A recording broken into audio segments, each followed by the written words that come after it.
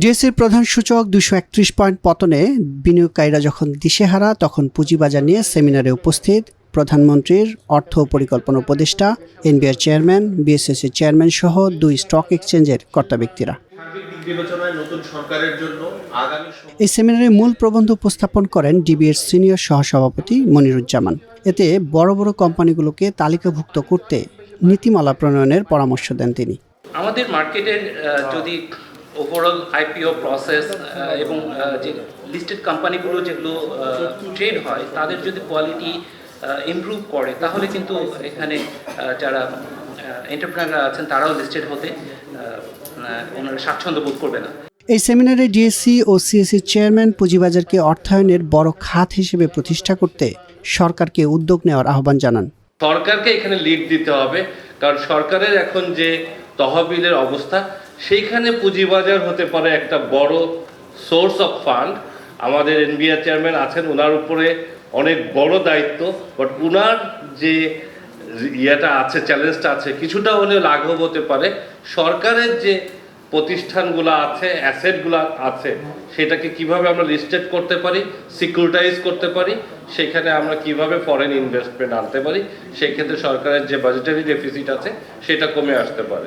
গত 2 দশক যে পুঁজিবাজারে যে ধরনের স্বেচ্ছাচারিতা হয়েছে, যে ধরনের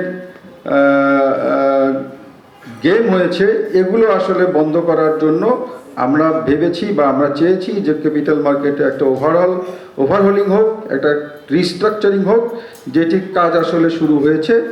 এই কাজটা চলমান থাকা দরকার এবং আমরা বর্তমান যে নির্বাচিত সরকার, সেই সরকারের কাছে শুধুমাত্র একটি স্থিতিশীল মার্কেট নয়, আমরা চাই একটি গভীর একটা মার্কেট, এটা এখানে সমৃদ্ধ মার্কেট। যদিও পুঁজিবাজারে তালিকাভুক্তির খরচ কমানো সহ সহজীকরণের পরামর্শ দেন বিএপিএলসির president. Whenever we are applying for an IPO or bond, there is a high fees involved as well. 30 lakh 35 lakh এরকম একটা চলে আসে, তখন প্রথমেই আমাদের মাথায় হিট করে, আহা যদি এটা সাবস্ক্রাইব না হয় 35 লাখ টাকা খামাখা নষ্ট হবে। আমরা তো প্রত্যেকটা পয়সার হিসাব করি। তো the regulator of course is not supposed to be a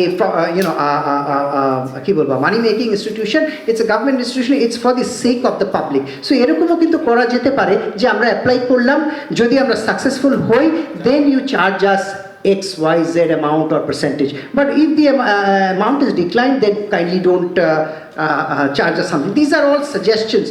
We are talking about digitalization. So let's talk about digitalization. Let us submit it in a digital manner. আমাকে allow করুন ডিজিটাল ব্যাংক স্টেটমেন্ট সাবমিট করতে। আমি XYZ ব্যাংকের সমস্ত digital bank statement আপনাকে submit করব। আমার যদি 14টা ব্যাংকার থাকে, তাহলে আপনি স্যাম্পলিং বেসিসে না হয় আপনি টেস্ট করে নেন, ওই ব্যাংকে আপনি ডকুমেন্ট চেয়ে নেন। সেমিনারে এনবিআর চেয়ারম্যান বলেন, পুঁজিবাজার মানেই জোয়ার বাজার। এই ভ্রান্ত ধারণা পরিবর্তন করতে হবে। এই আরেকটা কথা এখানে বলেছে যে আমাদের পলিসি মেকারদের মধ্যে অনেকে মনে করে এটা একটা জুয়ার বাজার, এটা বোধহয় যে ছোটবেলায় যে কি বলে লোকজন 3 তাস খেলতো, ওই টাইপের একটা জিনিস। এটা না থাকলে কোনো ক্ষতি নেই। এই টেবুটাও ভাঙতে হবে। পৃথিবীর কোনো দেশ পুঁজিবাজারকে স্ট্রং না করে কোনো দিন কোনো ইন্ডাস্ট্রিয়ালাইজেশনে যেতে পারে নাই, কারণ এটাই হচ্ছে আসলে এটাই সারা দুনিয়ার নিয়ম। আমরা ন্যাশনাল বোর্ড অফ রেভিনিউ থেকে আমাদের জাতীয় স্বার্থ যেটা, যে রেভিনিউ ম্যাক্সিমাইজ করা, সেটাকে মাথায় নিয়ে এবং আপনাদেরকে যতভাবে হেল্প করা সম্ভব রেভিনিউ লিকেজ মানে যাতে তৈরি না হয়, সেটাকে এনশিওর করে আমরা ইনশাল্লাহ আপনাদের জন্য সব কিছু করতে রাজি আছি। তবে আমরা যে আগে অনেক ইনসেন্টিভ দিলাম এবং দেখলাম যে রেজাল্ট হয়নি, সেই অভিজ্ঞতা কিন্তু আমাদের আছে। গত 18 মাসে পুঁজিবাজার সংস্কারে কমিশন কি করেছে তা তুলে ধরেন বিএসএসসির চেয়ারম্যান। জানান, প্রায় 1500 কোটি টাকা জরিমানার বিপরীতে 5 কোটি টাকা আদায় করেছে কমিশন।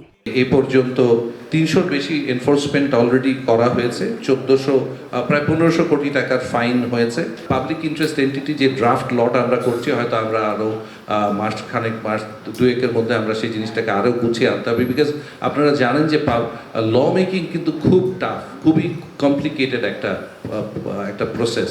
সো সেটাকে যখন আমরা আরেকটু ফ্লেশ আউট করতে পারবো, আমাদের বেশ কিছু ড্রাফট কাজ হয়ে গেছে, এটার মাধ্যমে আমরা মনে করছি যে সামনে আরও ভালো কোম্পানি মার্কেটে আসবে। সেমিনারে প্রধান অতিথির বক্তব্যে রাশেদ আল মাহমুদ তিতুমির বলেন, অর্থনীতিকে ভোগ নির্ভর থেকে বিনিয়োগ নির্ভর করতে হবে। পুঁজিবাজার বিষয়ক আমাদের ইশতেহারের অঙ্গীকার যে আমরা ঋণ নির্ভরতা থেকে মালিকানা নির্ভর একটা সমাজে যেতে চাই, যেখানে সকল জনগণ মালিক হিসাবে প্রত্যেকটা প্রতিষ্ঠানের মধ্যে তার কোনো না কোনোভাবে তিনি অংশীদার হচ্ছেন। অংশীজনের গল্প আমরা শুনি, কিন্তু অংশীজন কিন্তু আমরা আমাদের অর্থনৈতিক কর্মকাণ্ডে জনগণকে কিন্তু কখনোই অংশীজন করতে পারি। আমাদের মূল লক্ষ্য হচ্ছে যে আমাদের উৎপাদন, এই উৎপাদন বা সেবা বা যে খাতই হোক তার মালিকানা জনগণের হতে হবে। এ সময় শরিয়া ভিত্তিক বিনিয়োগকারীদের আকর্ষণ করতে বাংলাদেশ ইসলামিক স্টক এক্সচেঞ্জ প্রতিষ্ঠার কথা বলেন প্রধানমন্ত্রীর অর্থ ও পরিকল্পনা উপদেষ্টা।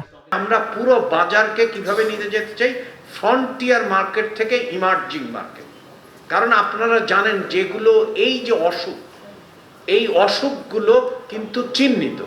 পুঁজিবাজারের যে অসুখ, যে জরাগ্রস্ততা, এটা কিন্তু চিহ্নিত। সেখানে আমরা সেখানে কারসাজি আছে, সেখানে স্বচ্ছতার অভাব আছে। এই ক্ষেত্রে আমরা যেটা বড় রকমের কাজ করতে চাই সেটি হচ্ছে যে বাজার ভিত্তিক যে রেগুলেটরি ব্যবস্থা আছে সেটার অবস্থা খুবই খারাপ। সুকুক খুবই এমন একটা পর্যায়ে নিয়ে যাওয়া হয়েছে যার ফলে এক ধরনের মানুষের মধ্যে আস্থাহীনতা ঘটেছে। তো সেই ক্ষেত্রেও আমরা চেষ্টা করছি যে কিভাবে আস্থা অর্জন করা যায়, কারণ এইটা তো হতেই হবে।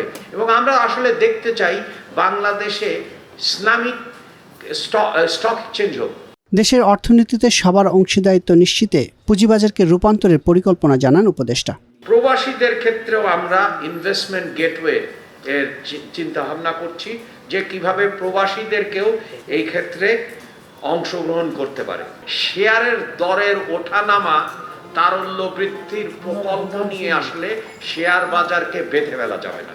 শেয়ার বাজারকে নিয়ে যেতে হবে সর্বজনের মালিকানার এবং সর্বজনের অংশগ্রহণের গভীরতর প্ল্যাটফর্ম হিসাবে। বাংলাদেশ সরকারের অর্থ পরিকল্পনা মন্ত্রণালয়